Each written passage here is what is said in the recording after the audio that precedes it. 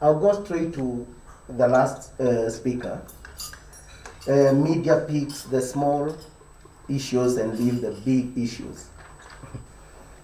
I've seen Kenyans saying, some of who are seated here, and some saying, if you publish a story and you don't start with politics, kwani hawa watu hawana news? Kenyans, and we don't operate from an island. Unasikia mtu amechukua gazeti, anaangalia page 1, anaona hakuna politics, anaenda page 2, hey, hawa watu wamekosa news. The same with TV news and radio.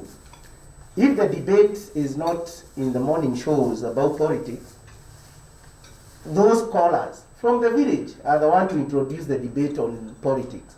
You are discussing agriculture, and they'll call and start saying, wewe hutatuambia vile nani alisema jana. The same callers. Airtime and space in media is very scarce, and it's very limited.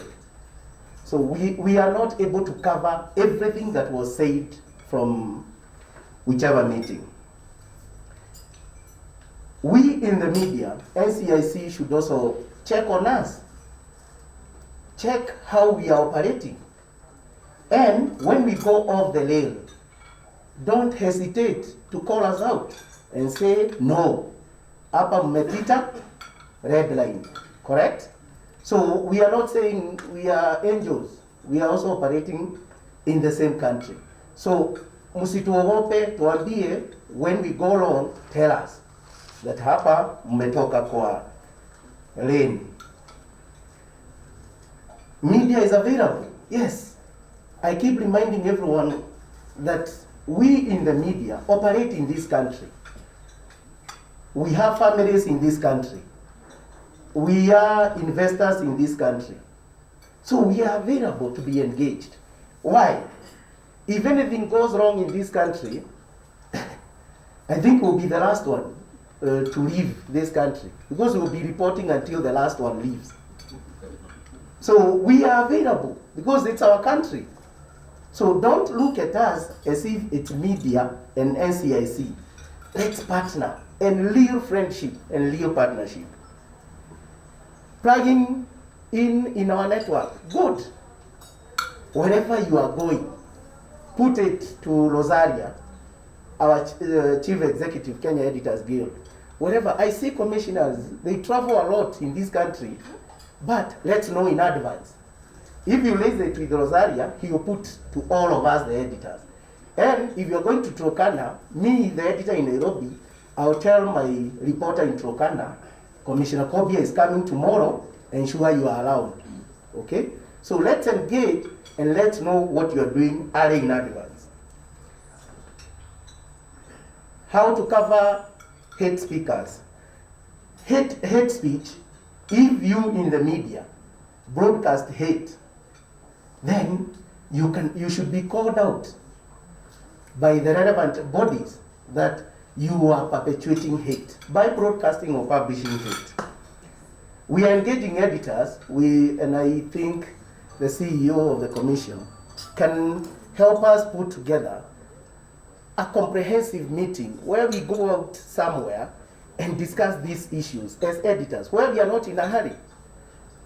Dr. Kobia can get us to a secluded area in Naivasha. We go and sit for 2 days. Because if these editors don't know very well about the mandate of NCIC, how do you expect them to publish the stories if they don't understand? When I understand, I trickle down that information to my journalists.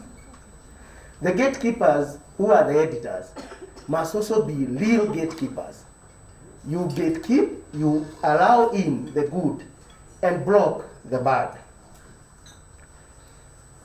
The challenge now the commission have, and I think it's a high time, Chairman and CEO, you engage the Communication Authority of Kenya. Why? These days, wherever meeting is, you are seeing it live on Facebook.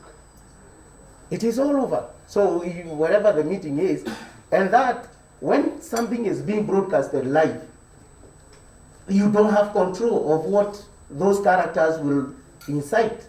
So you engage the Communication Authority of Kenya, because by the time we will be coming to check, the country will have banned using the live Facebook. I might not be live on TV or radio, but it's live on Facebook.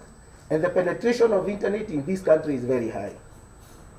Open your doors for us to give you footage and audio which we gather from the field. But also, you must protect the people who give you this information. Because, like at counties, the governors are very, very rough on the ground. So if those competing for political power, if they know it is Maina who gave that footage to NCIC, they will release the goons to me and my village mates. So you open your doors for us, but you find a way of protecting the people who give you the footage. Because in the village where those speeches are made, journalists are all over. They can give you the footage, but find a way of protecting the source of that information. So moving forward, let's not make it a one-off thing. Let's make it quite often. After every 3 months, let's sit down and engage. If you have a quicker one that you want to communicate to us, we are available. Through our secretary, the CEO, our Editors Guild, take all our numbers, put us somewhere, such that if you need something to go to the vernacular radio stations, pick your call and say there's something that is happening in Marsabit, and the strongest radio station huko is IFTI. Where is this IFTI? It's in KBC. Call, and we'll provide the platform. I repeat, we do not have a spare country. We only have this one. Yeah? And all of us here know what has happened to our neighbors, just because of hate mongers. So let's take care of this country, because we don't have a spare one. Thank you very much. Thank you very much, Vice President.